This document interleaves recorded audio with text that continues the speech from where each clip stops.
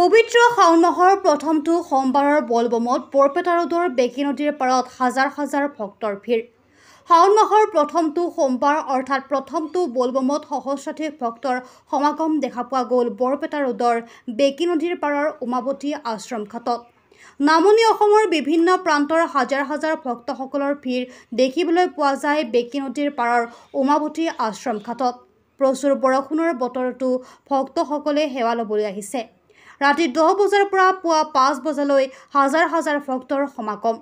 Committee আৰু প্ৰশাসনৰ ফালৰ পৰা কটকটীয়া নিৰাপত্তা ব্যস্তনিৰে গঢ়ি তুলিছে বেকী নদী উমাৱতী আশ্ৰম ঘাটত। ভক্তসকলে তেওঁলোকৰ পূজা অৰ্চনা সম্পন্ন কৰি শান্তি শৃংখলা অটুট ৰাখি নিজৰ নিজৰ ঘৰলৈ উভতি যায় তাৰে আহ্বান জনায় উমাৱতী আশ্ৰমৰ কমিটিসকলে। News desk report, any express 30।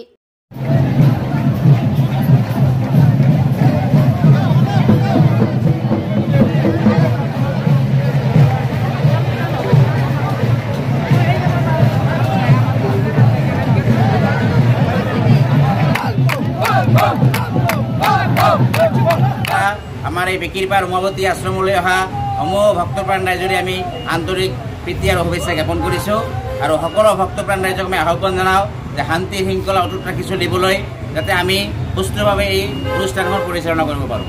30,000 মান মানুহ আহিছে আৰু ৰাতিপুৱালৈকে এই মানুহৰ সংখ্যা বৃদ্ধি পাই থাকিব।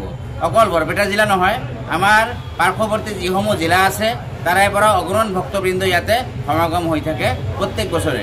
কিমান বছৰ ধৰি চলি আছে এইটোতো পূৰ্বৰে পৰা চলি আছে, কিন্তু আনুষ্ঠানিকভাৱে আমি 15 বছৰৰ পৰা বলবম উদযাপন সমিতিৰ নামেৰে ইয়াতে এই কাৰ্যক্ৰম আমি চলাই আছোঁ। সভাপতি কোন আছিলে? সভাপতি মানৱ সাহা, ছেক্ৰেটাৰী ইয়াৰে পিণ্টু ৰয়।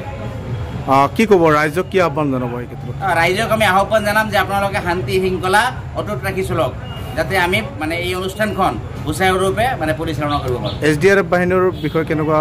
SDRF, NDRF আৰু আমাৰ বৰপেটা আৰক্ষী থানা, সৰভোগ আৰক্ষী থানা আৰু তথাপি আমাৰ এই বৰপেটাৰ আৰক্ষী বিষয়াসকল ইয়াতে আছে। নগৰ ৰাজহ চক্ৰ বিষয়াৰ উদ্যোগত ইয়াতে আমাৰ যি মণ্ডল আছে, লাট মণ্ডল আৰু গাঁওবুঢ়া, তেওঁলোকে ইয়াতে দায়িত্ব লৈ আছে, তেওঁলোকৰ দায়িত্ব পালন কৰি আছে ইয়াতে। উমাৱতী আশ্ৰমৰ বিষয়ে ৰাইজক কেনেকুৱা সঁহাৰি পাইছে?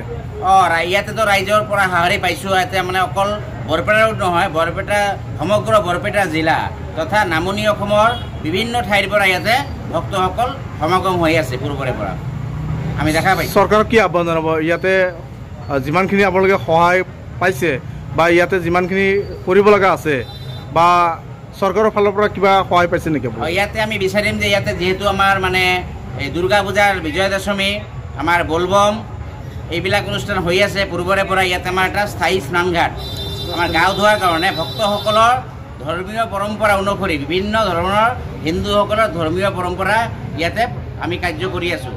এইকাৰণে আমাক ইয়াতে স্নানঘাট লাগে।